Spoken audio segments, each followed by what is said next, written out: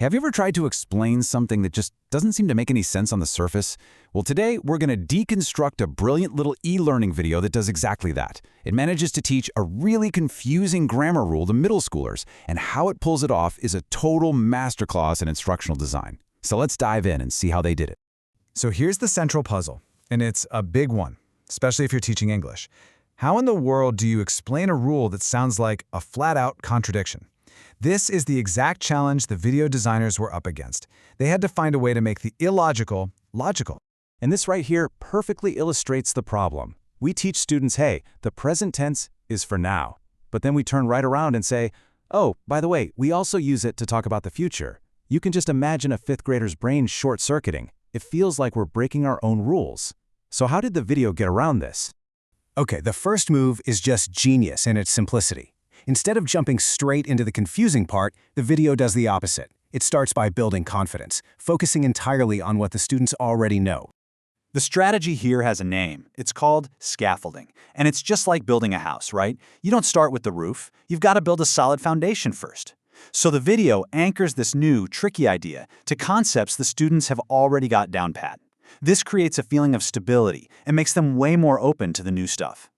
Now, what's really cool is how specific this review is. It's not just some lazy, let's review. No, they hit 3 very specific points. First, the basic be verbs. Then, the present simple for everyday routines, like he wakes up early. And finally, the present continuous for what's happening this very second, like she is reading now. By the end of this little warm-up, the student is feeling great, thinking, okay, I got this. I know all of this. And it's only after that foundation is rock solid that the video introduces the twist. It's a really clever move that builds directly on that confidence, and this is where the new learning really kicks off. So, the way they frame this is crucial. They give the concept a clear name, present continuous for future meaning, and they give it a super specific definition. It's not just for any old thing in the future, it's for a confirmed plan or arrangement. That one little detail adds a rule, a layer of logic that makes this whole confusing idea much easier to swallow. This side-by-side comparison is the real magic trick. On the left, you've got the familiar, she is reading now. The student sees that and says, yep, I know that. Then, on the right, the video shows a sentence with almost the exact same structure. I am visiting next week. By putting them right next to each other, it becomes obvious that the only thing that's really changed is the time, from now to next week. It's a total visual aha moment. Okay, so the student gets it, at least in theory. But we all know that just understanding something isn't the same as actually being able to use it.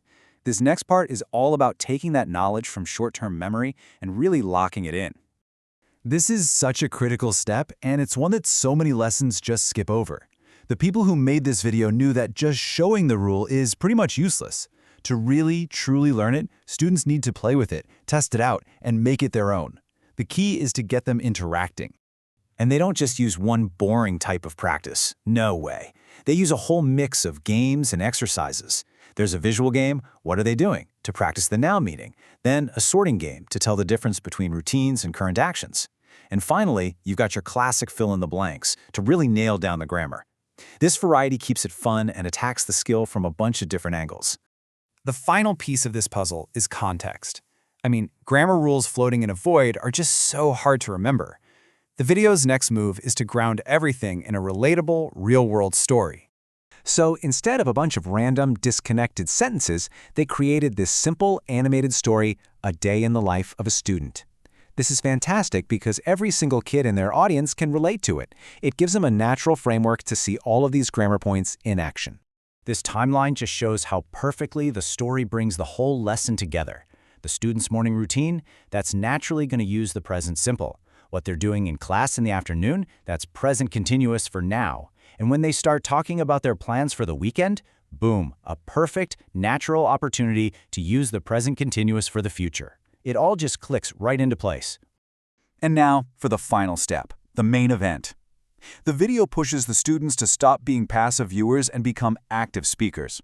For any language lesson, this is the real moment of truth. The video ends with this direct, personal challenge. And notice what it does. It forces the student to use absolutely everything they just learned. They have to talk about routines using the present simple, and they have to talk about their future plans using the present continuous. It's not just about grammar anymore. It's about their own life. So, let's just zoom out.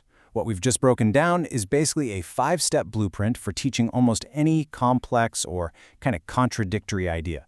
Start with what they know, introduce the new twist clearly, practice it interactively, put it into a real-world story, and finally challenge them to apply it to their own lives. It is such a powerful and repeatable formula. And that really brings us to the final thought here.